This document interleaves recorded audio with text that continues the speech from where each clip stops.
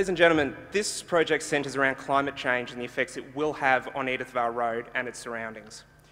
We'd like to think that while climate change is an issue that is threatening disastrous results around the world, it is a threat that can be averted, or if not, at least mitigated. Therefore, we don't subscribe to the theory that this situation is hopeless. We question what we can do, we question if we are indeed on the road to ruin, and we hope that today, if we're not quite assisting the whole planet, then at least for the future of Edithvale Road, we're offering an innovative solution. Climate change, as I hope we would all agree, is real. It's coming for us all, and it's coming for the southeast suburbs of Melbourne in particular. Edithvale Road is under threat of inundation by as early as the year 2030 due to the effects of climate change, and this will obviously be detrimental to its current operation as an effective traffic route. So the first question we asked was, what happens if we do nothing about this? This is an innovation project, so maybe the most innovative solution is just to step back and let it happen. Rather than the instinctual reaction to ask, how can we intervene, what can we build, maybe we just need to let nature reclaim the area as the swamps they used to be centuries ago. What if we take that to be our base case? Well, as time goes on, either the banks of the Mordialla Creek will be breached by sea level rise, or increased rainfall creates stormwater surges which back up the drainage in the area. All these can both happen. What if we accept that this can't be stopped? Edithvale Road is a key arterial linking Melbourne's southeast coast to its inner and eastern suburbs via Springvale Road. It's a well-used access route for the local community without a convenient local alternative of similar carrying capacity and carries public transport options for the area. It's envisaged that the road's inundation will be a widespread problem for Vic roads into the future. As you can see in this image, by 2040, these areas in yellow are underwater.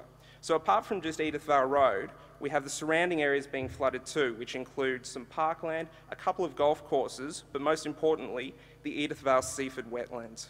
And that's just for starters. As time goes on, the situation doesn't get any better, with suburban streets bringing water right to people's front doors. And soon, the whole area is going under. So this is a problem.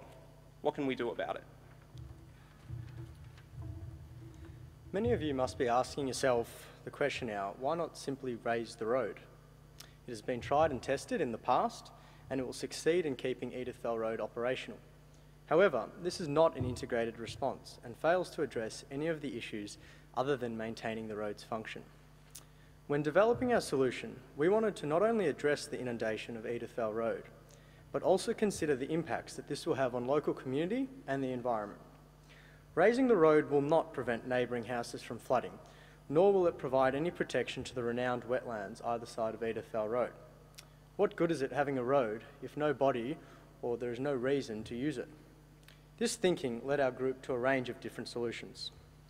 Our solution had to meet a range of different criteria, in addition to help to keeping Edithvale Road functional, including preventing any damage to the wetlands, benefiting the community wherever possible, and being able to be applied to other settings that face similar problems in the future, and above all, being innovative. Using a range of different techniques, a wide variety of possible concepts were developed, including diverting the flows through a new channel, building a bridge over the road to provide direct access to the bay, as well as many others. However, after much discussion, the team all arrived at the concept believed to best satisfy our criteria and provide an innovative solution: poldering.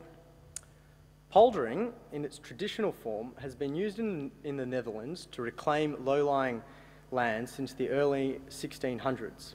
The use of poldering has allowed much of the Netherlands, which has vast areas that lie below sea level, to be reclaimed and developed to support communities and industry. The concept of poldering is relatively simple. It involves selecting land to be reclaimed and then constructing embankments to dam this area. Once these embankments are formed, water is pumped out, effectively freeing up the land for other uses. Poldering provides the foundation for our solution. However, as Lawrence will explain, the proposed application of poldering in our context is very unique and truly innovative.